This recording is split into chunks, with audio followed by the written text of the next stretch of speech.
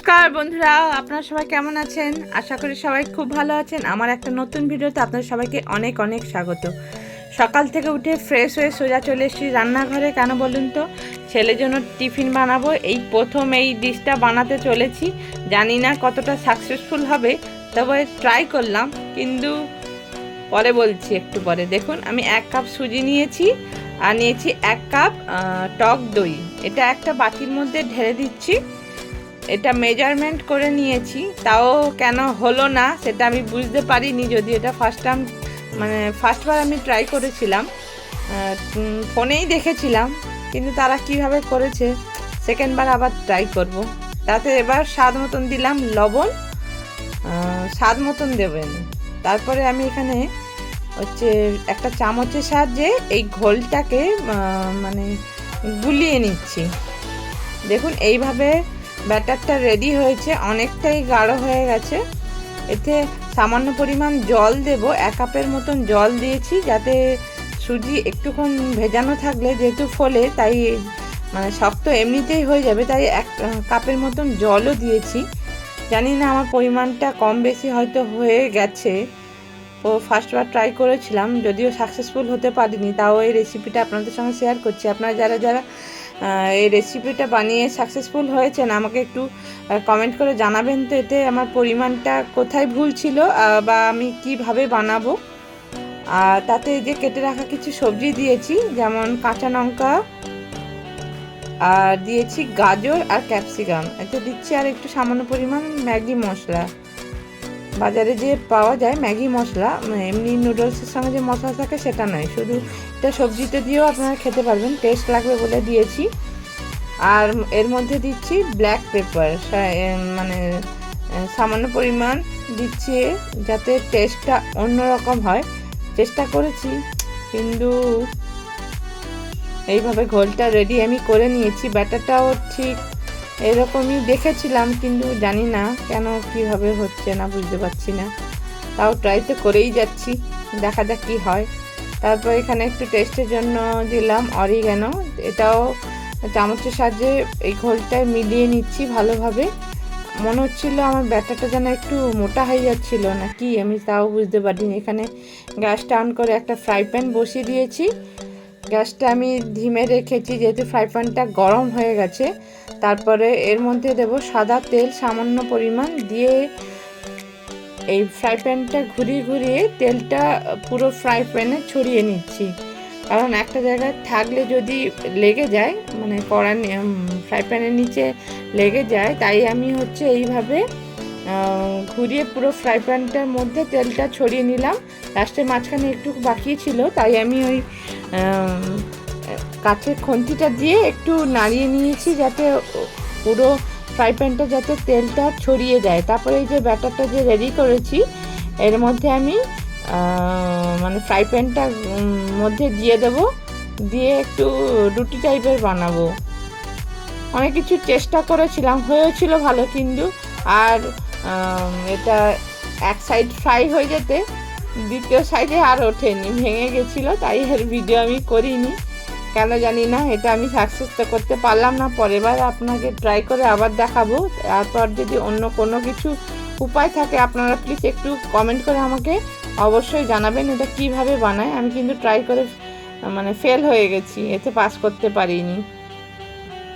তারপর এইভাবে চামচের সাহায্যে পুরোটা ছড়িয়ে নিচ্ছিলাম, দিয়ে ঢাকনা দিয়ে ঢেকে এটা সিদ্ধও করেছিলাম। সিদ্ধ হয়েছে, কিন্তু ওঠানোর সময় এটা আমি উল্টোতে পারিনি, কেন আমি জানি না। তারপর আমি ওই দিন গেছিলাম কোথায় বলুন তো, আমাদের এখানে একটা বুটিক বসেছিল, ওইখানে গেছিলাম, কিছু কেনাকাটি করেছিলাম। ওটাগুলো আপনাদের সঙ্গে শেয়ার করা হয়নি, তাই শেয়ার করতে বসে গেছি এখন খাটের ওপরে। দেখুন আমি কি কি নিয়েছি, তা আপনাদেরকে একে একে দেখাই। প্রথমে এই শাড়িটা দেখাই আপনাদেরকে।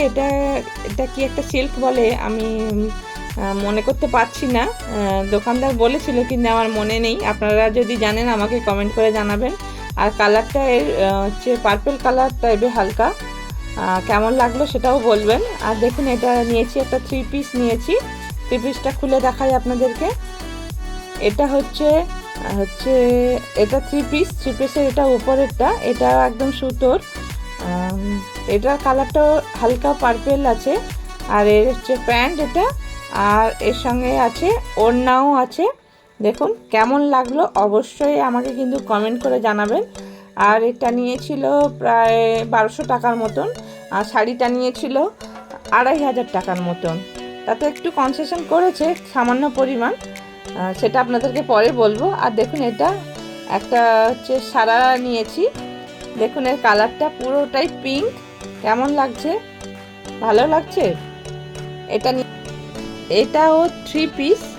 এটা কেমন লাগলো অবশ্যই কমেন্ট করে জানাবেন। এর সঙ্গে সাদা প্যান্ট আর হচ্ছে পিঙ্ক আর সাদার হচ্ছে কম্বিনেশনে একটা ওড়না, একটু হাতের কাজ করা আছে। দেখুন এটা পুরোটাই মানে পিওর সুতির। কেমন লাগলো অবশ্যই কমেন্ট করে জানাবেন কিন্তু। এটা নিয়েছিল প্রায় 850 টাকার মতন। তারপর চলে যাচ্ছি আবার একটা হচ্ছে সালোয়ার দেখাতে। দেখুন এটা হচ্ছে কুর্তি, এটা হচ্ছে রেয়ন কাপড়ের। দেখুন এটা হচ্ছে লং কুর্তি, এর সামনে কত সুন্দর ডিজাইন করা আছে, হাতে কাজ করা আছে কুর্তিটা। এটা নিয়েছিল প্রায় 550 টাকার মতন। এটা শুধু কুর্তি। আর একটা দেখাচ্ছি আপনাদেরকে। দেখুন অনেকগুলো কিন্তু কেনা হয়েছিল, একে একে মানে আপনাদের সঙ্গে শেয়ার করছি। কেমন লাগলো আর কোনটা ভালো লাগলো সেটা কিন্তু জানাবেন। এটা হচ্ছে দেখুন এটা একটা কুর্তিতে এটা পুরোটাই মানে ছাপের, কিন্তু এর মাঝখানে কাঁথা স্টিচের মতন করা আছে। এটা হচ্ছে সারারা, নিচে দেখুন ঘাগরা টাইপের, এটাকে সারারা বলে। এটা ফার্স্টবার ট্রাই করছি, জানি না কেমন হবে। মানে জিনিসটা খুবই সুন্দর। এটা নিয়েছিল প্রায় 850 টাকার মতন। আর যে দেখুন এই যে একটা কুর্তি, এটা খুব সুন্দর, কিন্তু এটা লাইট কালার, কিন্তু এর কাপড়টা খুবই সুন্দর। এটা হচ্ছে টু পিস। দেখুন এটা সেই হাউস কোটের মতন কাটিংটা, এটা একটু লং, কিন্তু কাপড়টা কিন্তু খুব সফট। এর সঙ্গে এই প্যান্টটাও আছে, প্যান্টটাও খুব সুন্দর, প্লাজো। এটা কেমন লাগলো অবশ্যই জানাবেন। এটা নিয়েছে প্রায় 950 টাকার মতো।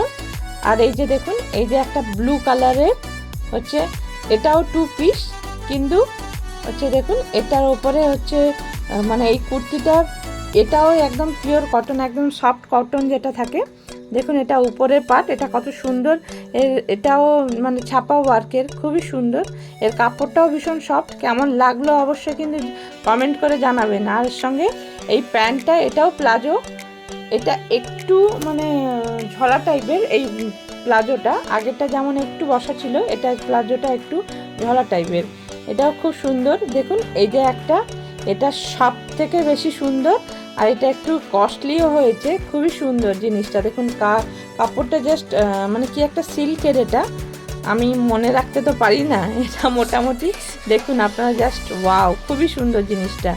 একদম সেই কি বলবো, বেনারসি কাপড় যে হয় সেই কাপড় টাইপের। এটা খুবই সুন্দর, সামনে ওয়ার্ক করা আছে, আর এর নিচের বর্ডারেও খুব সুন্দর ওয়ার্ক করা আছে।